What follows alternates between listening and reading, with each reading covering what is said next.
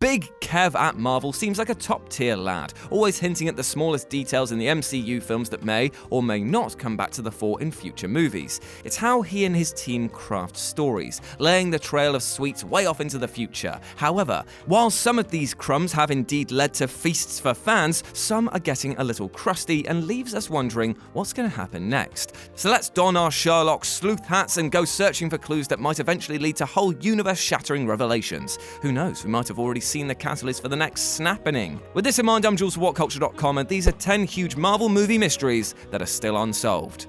But before we begin, don't forget to subscribe to stay notified. Ding, ding, done. Number 10. Why would Bucky recognize Black Widow?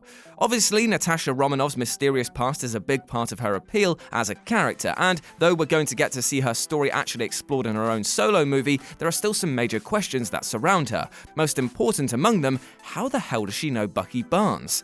That fact is revealed in Captain America: Civil War when the pair come face to face in battle, and Black Widow desperately questions why he doesn't recognize her as he chokes her. This isn't just a matter of her recalling them fighting in the Winter Soldier, she's implying a shared history, and hopefully we'll see the mystery unraveled in Widow's own movie. Number 9. The other side of the Tesseract. In the opening scene of the Avengers, we're introduced once more to the Tesseract, which S.H.I.E.L.D. has been examining to the extent that Hawkeye is somehow an expert in it.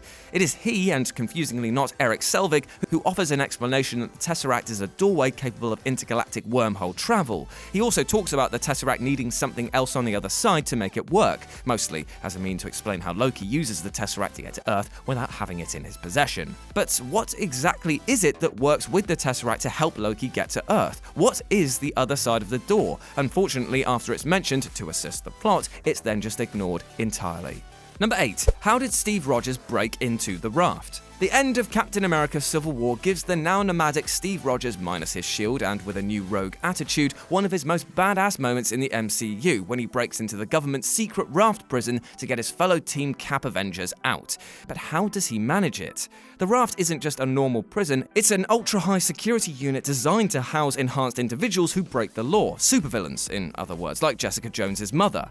It's designed to be an unbreakable lock thrown into the middle of the sea. To break in might not be that much of a stretch for the world's most gifted super soldier, but just getting there would be pretty much impossible without some kind of support. That doesn't mean it's impossible, of course, but it's the kind of story that really needs to be told because of all the necessary moving parts. Number 7. Why did Thanos give Loki the Mind Stone? Even though Infinity War referenced Loki's former working relationship with Thanos in Thanos' criticisms of the God of Mischief as a failure mostly, we didn't get an answer to the question that still fundamentally undermines Thanos' supposed brilliance as a villain. If he's so smart, then why did he trade the Mind Stone to Loki in exchange for his help getting the Space Stone? Wasn't giving away a stone even to an enemy who proclaimed humanity a pushover something that weakens his own position needlessly? The fact that he had handed it to Loki, who is notoriously untrustworthy, makes the question all the more pressing. Number 6. Where is Ronan?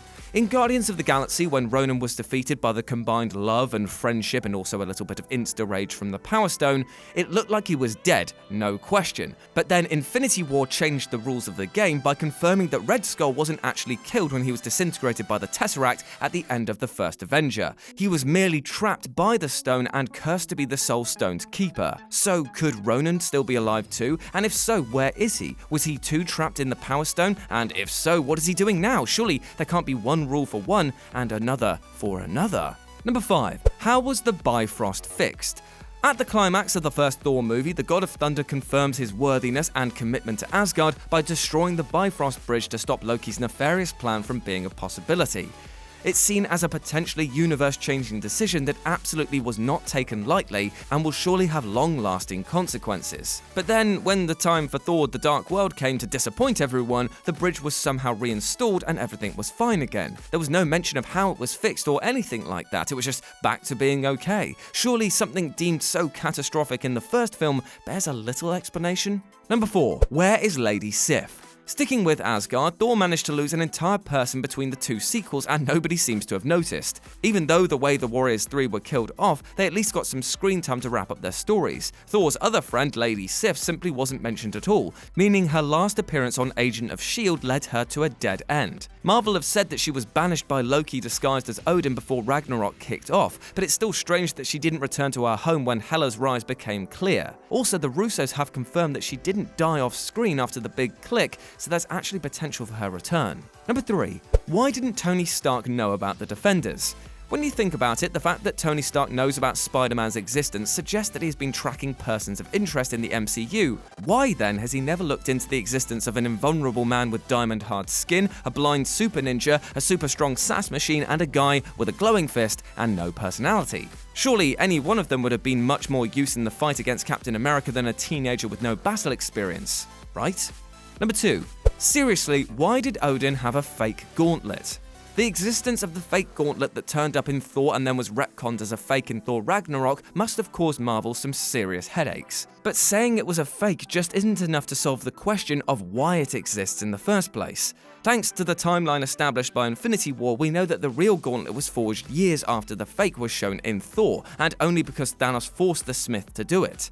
So why the hell was a fake one already in Asgard's vault? And how did Hela know that it was a fake if she had no real reference point to qualify it? And how did the real version come to look exactly the same as the fake? Did the fake actually inspire the real one? And why was it in Odin's vault if he believed it was real? And number 1, the Last Guardians Easter egg.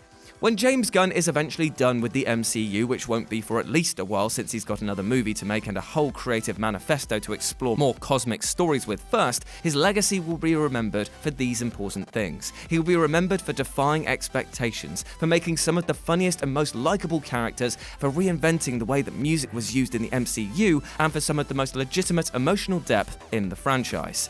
He's also a master at hiding Easter eggs, and according to him, there's one massive reference that still hasn't been found in Guardians of the Galaxy. Which means that the greatest Marvel mystery isn't just waiting to be solved, but it's right there in front of us, and we still can't see it. God damn you, James, you wonderful man. Hey guys, thanks for making it to the end of the video. Aren't you a star? Don't forget to subscribe below, and also the people who made this video, they're right here, so go and follow them and give them some love. If you want to see more content, there's probably some stuff flowing up above my head. Why not check it out? It could be fun. I'm not your dad.